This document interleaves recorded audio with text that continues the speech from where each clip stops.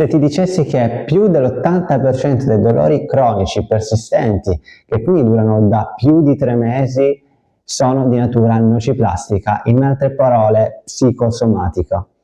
Psicosomatici sono quei dolori che sono creati dal sistema nervoso centrale, quindi non fraintendermi quando dico psicosomatici come se magari dovessi inventarti questo dolore o quella persona si inventa questo dolore, perché non c'è assolutamente nulla nel corpo.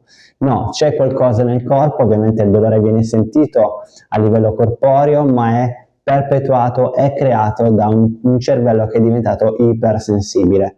Ci sono 12 criteri che ci indicano se puoi soffrire di dolori psicosomatici, se il tuo dolore o sintomo, perché non parliamo solo di dolori, ma possiamo anche parlare di acufeni, di ansia, di attacchi di panico, insomma ci sono una svariate tipologie di sintomi. Ovviamente per semplificare si dice dolore psicosomatico, però giusto per intenderci possiamo anche avere altre sintomatologie come appunto acufeni, senso di sbandamento, ansia, eccetera, eccetera, eccetera.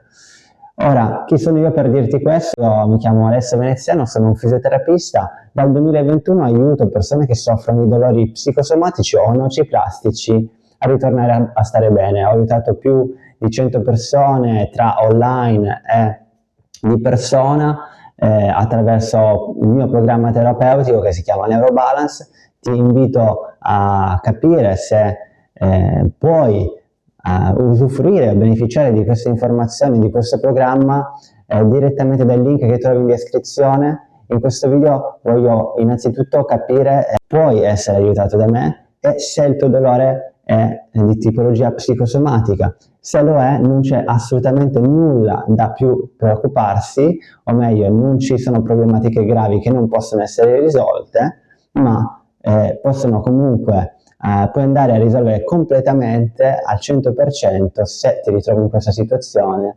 attraverso un programma che va a riequilibrare come il tuo sistema nervoso funziona. Senza andare oltre con le spiegazioni, andiamo direttamente ai 12 punti e capiamo se rientri in questa situazione. I primi 12 criteri fanno sì che è una quasi autodiagnosi, ovviamente non devono essere tutti presenti questi 12 punti, ma la maggior parte diciamo dal 7-8 potrebbero essere presenti per avere una chiara situazione. Non è detto che se hai meno di 7 di questi criteri, questi punti, non sia di tipologia nociplastica o psicosomatica, a quel punto siamo in una situazione un po' incerta, è giusto comunque chiedere a un dottore che è specializzato in dolori nociplastici, a un terapista che è specializzato in dolori nociplastici, per avere un'idea in più. Questi sono i punti che troverai in un PDF che ti metterò nel link in descrizione. Andiamo direttamente al primo punto. Il primo punto è quello che il dolore o sintomo è originato in un periodo di stress. Se il tuo dolore è originato in un periodo di stress, sappiamo che è un punto fondamentale per indirizzarci verso il dolore psicosomatico. Quindi originato in un periodo di stress. Quante persone mi dicono tutto è iniziato un giorno, mi sono stato dalla sedia, ho fatto questa cosa a casa e è iniziato il mal di schiena. Non è successo nessun infortunio, però da lì è iniziato tutto. Ecco che potremmo capire che potrebbe essere psicosomatico. Punto 2. Il dolore è originato senza un infortunio. E questi potrebbero essere insieme, originato in un periodo di stress e originato senza un infortunio. Se ti alzi dalla sedia e da quel giorno hai iniziato a sentire dolore, non è successo niente dal punto di vista, diciamo, organico, anche se potresti aver pensato è uno strappo muscolare, è successo qualcosa ai miei tendini, alle mie ossa, però se dopo i 3 mesi questa cosa continua, sappiamo che non è veramente la parte muscolare o strutturale che è il problema, ma è il cervello che ha perpetuato il dolore. Quindi questo è un importante punto. Un'altra cosa molto importante da dire è che la maggior parte, se non la totalità dei tessuti muscolari osseo-tendinei del corpo recupera entro i 3 mesi. Ecco perché un dolore cronico si dice che va oltre i 3 mesi, quindi bisogna aspettare entro i 2 mesi per dare un'etichetta di dolore cronico. Numero 3. I sintomi sono inconsistenti. Sintomi inconsistenti vuol dire che la mattina magari hai dolore, la sera hai meno dolore, oppure ci sono delle eccezioni, domani non ho dolore, dopodomani ho dolore. E magari sono inconsistenti anche su quello che facciamo, non riusciamo a capire in base alle attività che stiamo facendo se il dolore andrà su o andrà giù. Quindi questo è un altro importante criterio. Numero 4. Sintomi multipli. Sintomi multipli, cosa voglio dire? Dolore alla cervicale, ma ho anche dolore ogni tanto alla schiena. Ho dolore alla schiena o magari ogni tanto dolore alla cervicale, o magari ho sintomi di ansia, o sintomi di prurito, le gambe che non riescono a rimanere ferme mentre che vado a dormire. Ci sono varie condizioni che sono tutte insieme, non solo quindi il dolore alla cervicale o il mal di testa. Numero 5. I sintomi si muovono o si estendono. Un dolore di tipologia strutturale non reagisce in questo modo, quindi se si estende e si muove lungo il corpo, ad esempio il dolore alla cervicale e si estende e va verso la scapola, e dalla scapola va verso la testa, quindi diventa emicrania, diventa cefalea tensiva, è molto difficile che ci sia qualcosa dal punto di vista strutturale. Se invece c'è un'ernia, una compressione ai nervi, sappiamo che il sintomo, il dolore, è in una particolare parte del corpo e rimane sempre delimitato in quella situazione del corpo. Invece se si estende come a macchia d'olio, lì ci fa capire che è il sistema nervoso che sta creando il problema, quindi il cervello. Numero 6. Lo stress è il trigger. Questo è anche molto importante, molto chiaro. Se lo stress ti fa aumentare i sintomi, sappiamo che l'unica parte del nostro corpo che crea quindi il sintomo e lo può fare intensificare è il cervello. È normale che in situazioni stressanti il dolore va più su, ma se c'era qualcosa di strutturale, il dolore rimane sempre costante, rimane sempre allo stesso livello, questo è normale. Per una questione di protezione del corpo, se il dolore rimane sempre costante è perché ti sta facendo capire che c'è qualcosa che può essere lì, che deve essere risolto il prima possibile. Quando i dolori vanno su, vanno giù, si estendono, o lo stress che crea e aumenta il dolore, pensaci, insomma, se questa è la tua situazione, è un chiaro indizio che ci troviamo in una situazione di dolori psicosomatici. Numero 7. Trigger non hanno nulla a che fare con il corpo, ovvero, ora ti spiego. Trigger, diciamo, esterni al corpo. Sicuramente lo stress è un trigger esterno al corpo, ma cosa intendo? Intendo meteo, intendo un posto fisico. Se il dolore aumenta e sei da tua suocera, ti fa capire che non c'è nulla a livello, diciamo, organico, strutturale all'interno. Ora, a parte gli scherzi, molte persone si associano il meteo, quindi il fatto che c'è caldo, c'è freddo, oppure associano un posto fisico, vado a fare una vacanza, vado in quel posto particolare e sento dolore, torno a casa, non sento dolore. Questo mi è capitato molto spesso con la mia ragazza che pensava che il problema fosse il divano o il materasso a creare il dolore alla schiena. Con altri materassi diceva no, non ho dolore, ritorno a casa, ho dolore. La correlazione in quel momento potevamo pensare che fosse il materasso, ma avendo studiato queste cose, avendo visto decine e decine di clienti, so che quando un dolore può essere di tipologia psicosomatica. Il problema era che all'interno a casa lei si offriva di molto stress e quindi i suoi tessuti muscolari andavano in contrazione, guarda caso quando era nella stessa condizione ripetuta, magari guarda caso prima di andare a dormire, quando i pensieri sono di un certo tipo e l'ansia va su. Quindi trigger esterni al corpo, meteo, posto fisico o anche addirittura luce, se soffri di emicrania la luce può essere un problema, o odori, ma ce ne sono possono essere anche di altri tipi. Un'altra persona mi ha detto: non riesco a stare vicino a dei dispositivi elettronici che il dolore va su. Ecco che lì ci sono dei trigger esterni, che l'unica cosa che comanda questi trigger è il sistema nervoso centrale, quindi il cervello.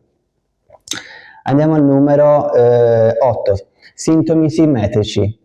Sintomi simmetrici. Simmetrici. Quindi sintomi simmetrici vuol dire che ho dolore alla spalla sinistra, guarda caso, ora uno può pensare che è l'artrosi, ma l'artrosi normalmente non crea questa problematica con tutti gli altri criteri presenti. Quindi questo ci fa capire che può essere di natura nociplastica o psicosomatica. Numero 9. Il dolore può iniziare dopo una certa attività. Dolore dopo attività. Ad esempio, ho dolore solo dopo che faccio una camminata. Mentre che faccio una camminata non sento dolore, lo sento dopo. Ecco che lì ci fa capire che non c'è nulla di strutturale che crea il dolore, ma è il sistema nervoso che dopo una sollecitazione rimanda dei messaggi di protezione al corpo dicendo: no, questa cosa non la dovrei più fare. Okay? Questo è molto chiaro nella fibromialgia, dove dopo una certa attività ritornano i dolori, ma mentre che fai l'attività non senti il dolore. Andiamo avanti. Numero 10. Ora mi ero scritti per non dimenticarmeli, perché 12 punti sono importanti. Childhood adversity, quindi in italiano problematiche infantili, di infanzia. Quindi se hai avuto un'infanzia difficile, e qui possiamo parlare di divorzi, di vari avvenimenti che sono successi quando avevi dai 0 ai 7 anni, stress o traumi di un certo tipo, non devono essere per forza delle cose eclatanti, catastrofiche, ma possono anche essere delle cose minime, dove però il tuo corpo e il tuo cervello ha dato quell'importanza e ha fatto sì che l'ipersensibilità andasse su, e quindi negli anni successivi hai accumulato più ipersensibilità, no? E quindi fai sì che sei più predisposto di altri a sviluppare dolori cronici nociplastici o psicosomatici. Numero 11, personalità, tratti di personalità. Questi si vanno, i tratti di personalità, questi si vanno a sommare, o comunque questi arrivano dall'infanzia. Ovviamente la nostra personalità è formata dall'infanzia, dalle persone che ci stanno a fianco, principalmente sono i genitori, ma anche amici, parenti. Questi tratti di personalità sono tratti di personalità particolari. La persona che soffre di dolori nociplastici, io lo so bene perché sono uno di quelli, ne ho sofferto per diverso tempo, è una personalità di tipo che è molto ambiziosa, quindi molto ambiziosa, cerca di fare tutto in modo perfetto, non riesce a dire di no a persone che chiedono degli aiuti a lui o a lei, quindi siamo sempre lì a dare di più di quello che possiamo, ci mettiamo molta responsabilità addosso, siamo delle persone molto brave a lavorare, cerchiamo di fare troppo e raggiungere troppo, e per raggiungere troppo ci mette molta pressione, quindi non siamo persone che amano la pressione addosso. Infatti io non riuscirei a lavorare nei ristoranti, non riuscirei a lavorare in situazioni di stress, perché non sono la persona giusta, non ho quei tratti di personalità che mi mettono a mio agio. Ovviamente non bisogna cambiare i tratti di personalità per curarsi, ma bisogna essere coscienti di che questi tratti di personalità possono influenzare il dolore. Ora, qui non ti li ho messi tutti, ma nelle diagnosi strutturali. Ovviamente uno dice: io ho tutto questo, però ho anche un'assenza di diagnosi strutturali, ovvero dai punto di vista di diagnosi del medico non c'è assolutamente nulla che ci fa pensare che c'è qualcosa all'interno del tuo corpo che crea il dolore, e se c'è non giustifica l'intensità di quel dolore o il sintomo che hai adesso. Quindi se ernie, protusioni sono le più comuni averle, ha un po' di artrosi, un po' di discopatie, ma quelle non giustificano l'intensità del dolore, perché abbiamo magari altri punti qua.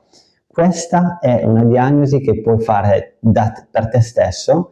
Se rientri nella maggior parte di questi, è molto probabile che soffri di dolori nociplastici. A quel punto cosa fare? Vai nei prossimi video, oppure vai direttamente nel link in descrizione dove trovi la soluzione, che è la soluzione psicosomatica, che è il Neurobalance. Nel mio caso è un percorso strutturato di 8 settimane dove ti insegno come riequilibrare il sistema nervoso senza nessun farmaco, senza nessuna terapia manuale, senza nessuna terapia strumentale. Non ti servirà nulla se non le informazioni che ti do e gli esercizi che dovrai fare a casa o comunque anche col terapista. Spero che questo video ti ha dato un po' di chiarezza. Scrivimi nei commenti se ti è piaciuto o comunque se ti è stato di aiuto, e fammi sapere quanti di questi 12 punti hai e di che magari tipologia di dolore o sintomo ti ritrovi. Iscriviti nel canale, la maggior parte che guarda questi video trova un grande beneficio, mi mandano veramente tanti messaggi ogni settimana dicendo mi ha aiutato a sapere questo, da oggi sto meglio, per cui faccio questi video, per aiutare, perché queste cose devono essere alla portata di tutti, purtroppo oggi non lo sono ancora. Io sono Alessio Veneziano, ti ho parlato dei 12 punti criteri del dolore nociplastico psicosomatico, e ci vediamo al prossimo video.